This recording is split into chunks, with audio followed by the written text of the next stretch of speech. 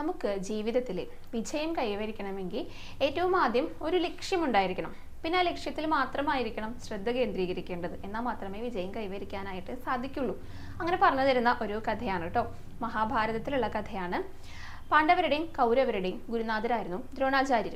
അദ്ദേഹമാണ് അവർക്കെല്ലാം വിദ്യ അഭ്യസിപ്പിച്ചിരുന്നത്.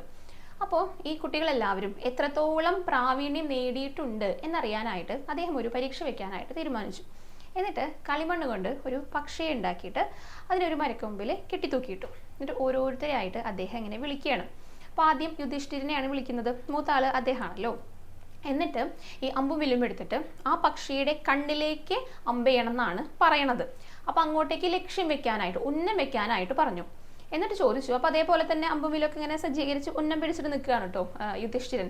അപ്പോൾ ദ്രോണാചാര്യർ ചോദിച്ചു, ഇപ്പം എന്താണ് കാണുന്നത് എന്ന് ചോദിച്ചു. അപ്പോൾ യുധിഷ്ഠിരൻ പറഞ്ഞു, എനിക്ക് ആ പക്ഷിയെ കാണാം, കെട്ടിയിട്ടിരുന്ന ആ മരത്തെ കാണാം, പിന്നെ അങ്ങേ കാണാം, എൻ്റെ സഹോദരന്മാരെ എല്ലാവരെയും കാണാമെന്ന് പറഞ്ഞു.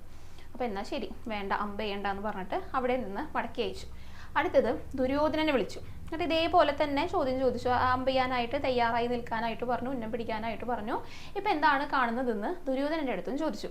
അപ്പോൾ ദുര്യോധനനും പറഞ്ഞു, എനിക്ക് ആ പക്ഷിയെ കാണാം, ആ മരത്തെ കാണാം, അങ്ങേയും കാണാം, എൻ്റെ സഹോദരന്മാരെയും കാണാമെന്ന് പറഞ്ഞു. അപ്പോൾ അദ്ദേഹം ശരി എന്നാൽ വേണ്ട അമ്പെയ്യണ്ട എന്ന് പറഞ്ഞിട്ട് ദുര്യോധനനെയും മടക്കി പറഞ്ഞയച്ചിട്ട് അങ്ങനെ ഓരോരുത്തരായിട്ട് വിളിച്ചു.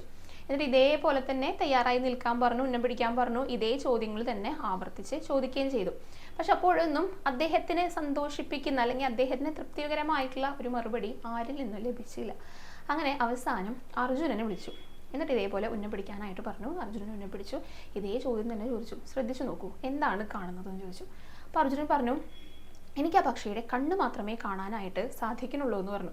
അപ്പോൾ ദ്രോണാചാര്യർ ഒന്ന് പുഞ്ചിരിച്ചു കേട്ടോ. എന്നിട്ട് ഒന്നും കൂടെ ചോദിച്ചു, ഒന്നും കൂടെ ഒന്ന് ശ്രദ്ധിച്ചു നോക്കൂ, എന്താണ് ഇപ്പോൾ കാണുന്നതെന്ന് ചോദിച്ചപ്പോൾ അപ്പോഴും അർജുനൻ പറഞ്ഞു, എനിക്ക് ആ പക്ഷിയുടെ കണ്ണ് മാത്രമേ കാണാനായിട്ട് സാധിക്കുന്നുള്ളൂ ഗുരു എന്ന് പറഞ്ഞു. അപ്പോൾ ദ്രോണാചാര്യർക്ക് സന്തോഷമായി.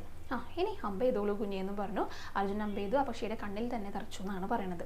ഇത് തന്നെയാണ് നമ്മുടെ അടുത്തും പറയുന്നത്. നമുക്കൊരു ലക്ഷ്യമുണ്ടെങ്കിൽ ആ ലക്ഷ്യത്തിൽ മാത്രമായിരിക്കണം നമ്മുടെ ശ്രദ്ധ കേന്ദ്രീകരിക്കേണ്ടത്. എങ്കിൽ മാത്രമേ വിജയം കൈവരിക്കാനായിട്ട് സാധിക്കുള്ളൂ.